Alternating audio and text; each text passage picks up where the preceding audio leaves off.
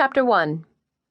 You must be planning something big. Hope it's gonna be fun. The building supply checkout clerk was dark-haired, pretty, and pink-cheeked, not to mention a flirt. Will Ludlam studied the woman's name tag.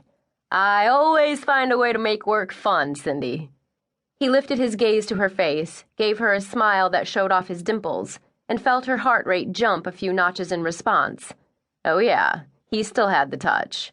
Too bad the scent from that same heartbeat told him she'd been vaccinated for the pandemic virus that had turned human blood poisonous to vampires 3 years ago. Then, he'd have waited around until her shift ended and taken her somewhere private for a good feed. She'd have finished the night with a love bruise on her neck and a regrettably vague memory of the best orgasm of her life. Those were the good old days. Now, in the bad new days, he paid for his supplies and pushed his oversized cart into the dark edge of the megastore parking lot.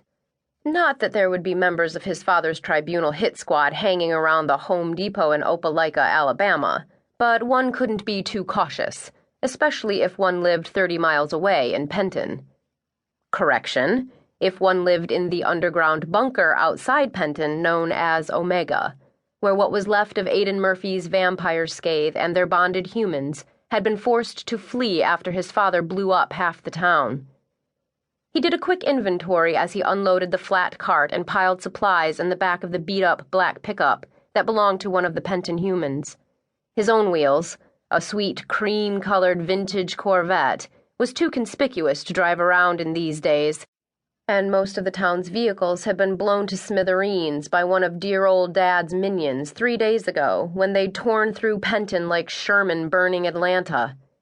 Of course, to be fair, Will had done a fair share of the burning himself. He'd torched his own home, and all those belonging to the Penton lieutenants. No point in leaving anything Matthias might find instructive or incriminating. Their escape hadn't exactly been well-timed and leisurely, thus his shopping trip. Plywood, nails, screws, lots and lots of batteries, 2 more generators, more filters for the air cleaning system, every fluorescent lantern in stock in case the generators failed, soundproofing panels for the generator room. Those noisy, noxious things were even causing the vampires to have headaches, so acoustical tiles on the walls and ceilings would help.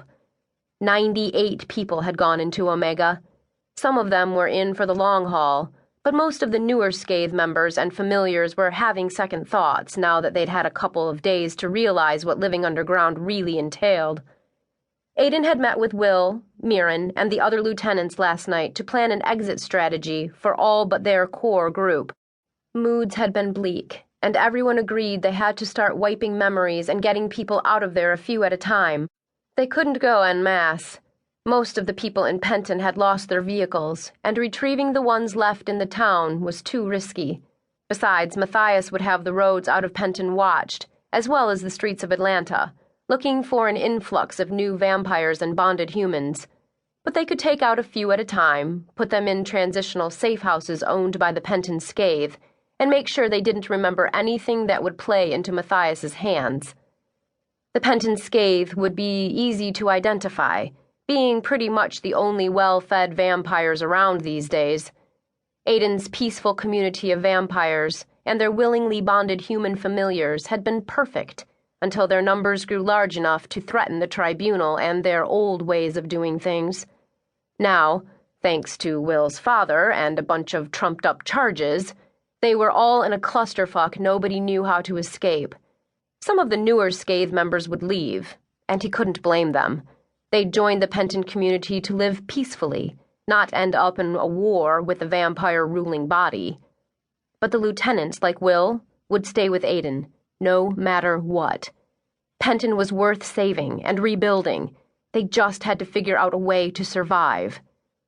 Will had designed the Omega facility with 3 access points.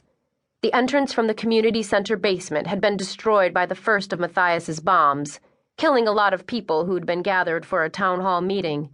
The second, located in the sanctuary of the Baptist